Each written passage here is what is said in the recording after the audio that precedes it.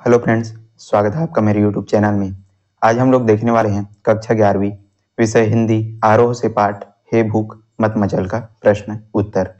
तो चलिए पढ़ना शुरू करते हैं, वीडियो शुरू करते हैं। चैनल को सब्सक्राइब कीजिएगा, अपने दोस्तों को शेयर कीजिएगा। वीडियो को आपको अंत तक देखते रहना ताकि सारे प्रश्न उत्तर आसानी से आपको याद हो सके।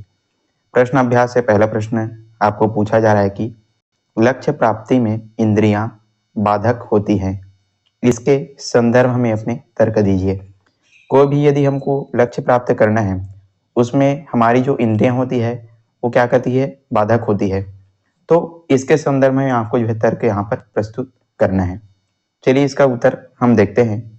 लक्ष्य प्राप्ति में इंद्रियां बाधक होती है। मनुष्य की इंद्रियों का कार्य है स्वयं को तृप्त करना।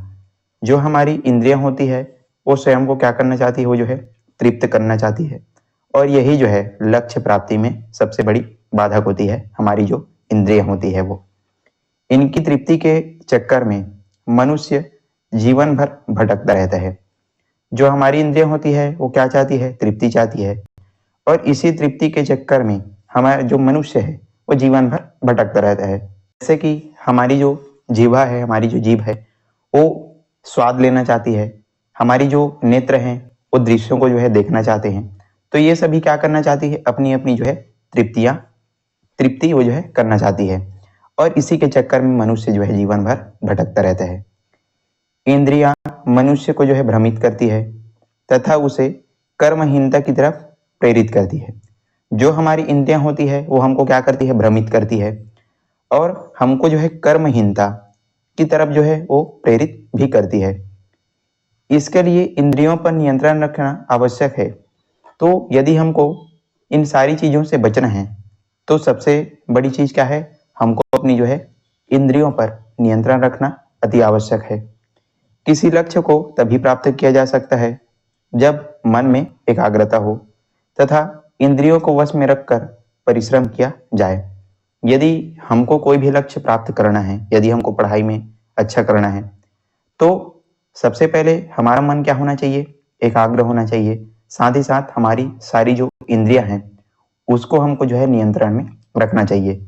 और इस तरह से हम जो लक्ष्य है उसको प्राप्त कर सकते हैं। प्रत्येक लक्ष्य में इंद्रियां बाधक बनती है, परंतु बुद्धि द्वारा उनको वश में किया जा सकता है। जो इंद्रियां हैं वो तो बाधक बनेगी ही, वो अपने आप को जो है तृप्त करना चाहेंगी ही, लेकिन हम अपनी बुद्धि के द्वारा उनको वश में कर सकते हैं। जैसे हमारी जो नेत्र है वो किसी दृश्य को देखना चाहते हैं, लेकिन हम उस पर नियंत्रण हासिल कर सकते हैं अपने बुद्धि के द्वारा। हम कहेंगे कि हमको ये जो दृश्य है वो नहीं देखना है। तो इस प्रकार से धीरे धीरे ये जो है समय के साथ आप जो है अपनी जो इंद्रियां हैं उसको नियंत्रण में कर सकते हैं, अपने वश में कर सकते हैं बुद्धि के द्वारा। तो आप जो है इसका आंसर लिखेंगे। फिर है दूसरा प्रश्न, ओ चराचर मत चूक अवसर, इस पंक्ति का आशय स्पष्ट कीजिए। ये जो पंक्ति है ओ चराचर मत चूक अवसर, इसका आपको जो है आशय स्पष्ट करना है। चलिए इसको समझते हैं।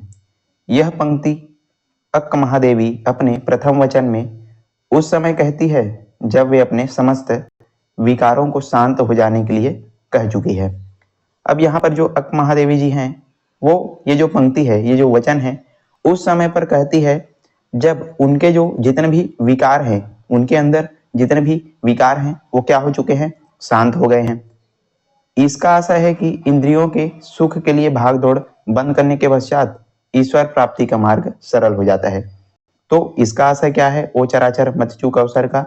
तो इसका आशय ये है कि जब हमारी सारी इंद्रियां जो है सुख के लिए भाग दौड़ बंद कर देती है, मतलब जो इंद्रियां हैं वो अपनी तृप्ति के लिए हमको भ्रमित करती है, तो जो भ्रमित करना उसको जो है जब बंद कर दिया जाता है, हमारी सारी इंद्रियां जब शांत हो जाती है, सुख के लिए जब भाग दौड़ बंद कर देती है, तो इसके पश्चात इसके बाद जो है ईश्वर प्राप्ति का जो मार्ग है वो सरल हो जाता है। हम ईश्वर के जो है निकट पहुंच जाते हैं जब हमारी जो इंद्रियां है वो नियंत्रण में हो जाती है।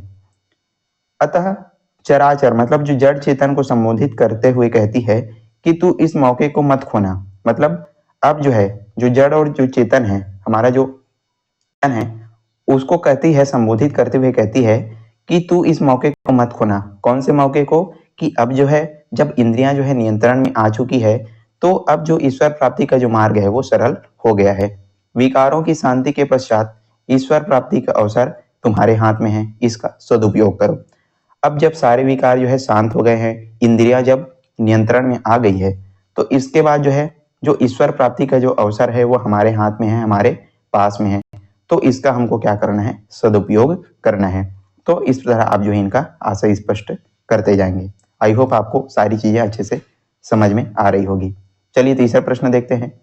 ईश्वर के लिए किस दृष्टांत का प्रयोग किया गया है? ईश्वर और उसके साम्य का आधार बताइए।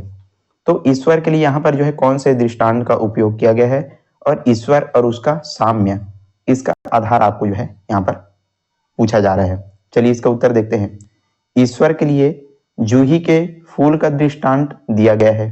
कौन से? जूही का फूल, उसका यहाँ पर जो है दृष्टांत यहाँ पर दिखने को हमको मिलता है, दिया गया है। जूही का फूल जो है कोमल, सात्विक, सुगंधित व श्वेत होता है। तो ये जो जूही का फूल है कैसा होता है? कोमल, सात्विक, श्वेत भी होता है, साथ ही साथ ये जो है सुगंधित भी होता है। यह लोगों का मन मोह लेता है। जो जूही का फूल है वो लोगों का मन मोह लेता है। यहाँ पर जो है जूही के फूल के माध्यम से आपको समझाया जा रहा है। वह बिना किसी भेदभाव के सबको खुशबू बांटता है। कोई भी फूल हो वो जो है किसी में भेद नहीं करता।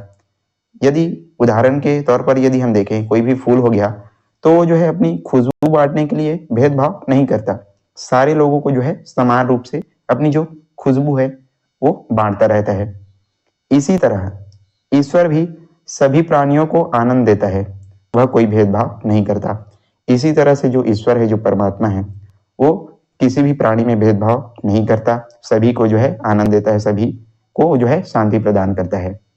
वो जो है किसी पर भी जो है भेदभाव नहीं करता तथा सबका कल्याण करता है। सारे जीवों का जो ईश्वर है वो जो है कल्याण करता है।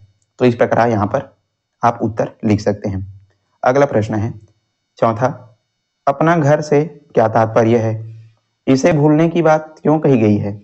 अपने घर से क्या तात्पर्य है और इसको जो है भूल जाने की बात क्यों कही गई है, आपको प्रश्न में पूछा जा रहा है। इसका उत्तर आप लिख सकते हैं।